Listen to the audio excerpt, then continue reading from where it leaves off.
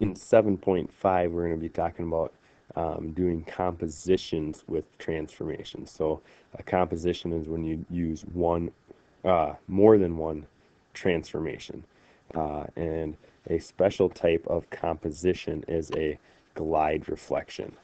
A glide reflection um, is going to be when we translate the pre-image and then reflect it over a line parallel to the line, direction of the translation.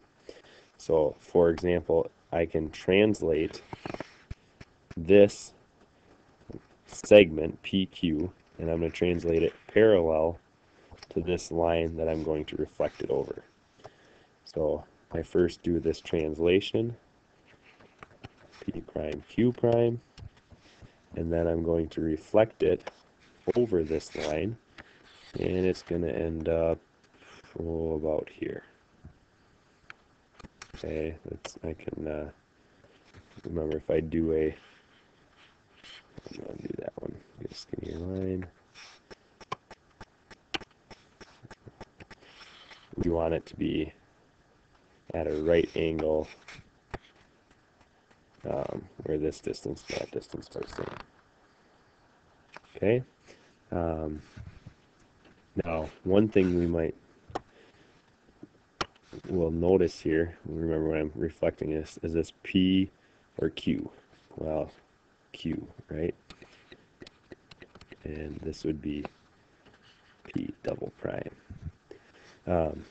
One thing that's special about a glide reflection is it doesn't matter if you do the reflection first or the translation. Okay, I could reflect it first and then translate it by the same amount. Okay, notice I'm a little off to start here. Maybe I'll make this thing better. Oops.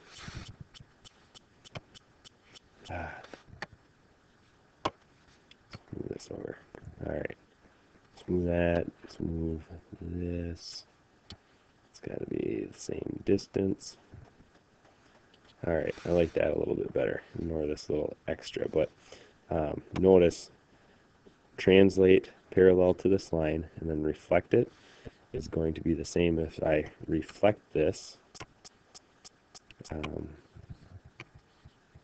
reflect it, and then translate it. Now, I did this kind of in a hurry, but you end up with the same final image. So P prime, Q prime. Oh, not looking at what I'm doing. Q is here, Q prime. This would be Q double prime, P double prime. So translate, reflect, or reflect, translate, you get the same final image. That's a glide reflection. Now, is that always the case? Doing two transformations, does it matter what order you do them? So if we're going to quickly, I'm going to rotate this 90 degrees counterclockwise. So this point is going to end up there, and this point is over 3, down 4, so I'm going to go up 3, backwards 4. I'm going to get this segment right there. That's a 90-degree counterclockwise rotation. Then I'm going to reflect it in the y-axis. So this distance is the same. This distance is the same. This is my final image. Okay, so it ends up here. Well, I get the same thing if I switch the order. If I do the reflection in the y-axis first, this one is going to go over here. This one's over 3, over 3. That's a reflection in the y-axis. And now I rotate it 90 degrees counterclockwise. This point actually ends up back to there. This point I'm over 3, down 4. So I'm going to go down 3, over 4. And that's my final image. So this one I ended up here, this one I ended up down here. So same transformations, but I performed them in different order, and I end up with a different result. The composition of theorem, um, 7.6 says the composition of two or more isometries will still result in isometry. So it makes sense. You do one transformation and the length didn't change, and you do another transformation that the length didn't change. The length didn't change from the first to the last. So describe a composition. We're here and we want to describe what happened, what we did. So here's my pre-image, and can I go from here to here or from here to here? And so it looks like first, what did we do first? We rotated 90 degrees counterclockwise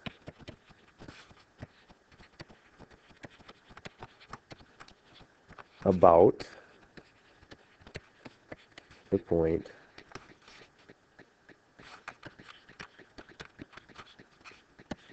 2, 3. So remember, when you're describing a rotation, not only you have to describe it quite a bit. You got to describe the angle of rotation, where the rotation was rotated about, and the direction. The direction is part of the angle. Now the second, so this is first, and then the second thing that happened was a reflection. Okay, so we do a reflection, and we have to describe this red line. This red line would be the equation, reflection over the line. Now, my x coordinates always stay the same. X equals -4. Notice how this point is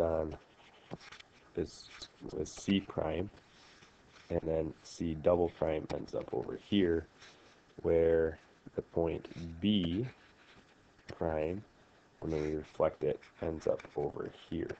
So you can reflect, have an image and reflect it. The line of reflection can go through an image, as in this case. They kind of overlap. Here, this is actually they want us to describe this, and if you look, this is going to be a glide reflection.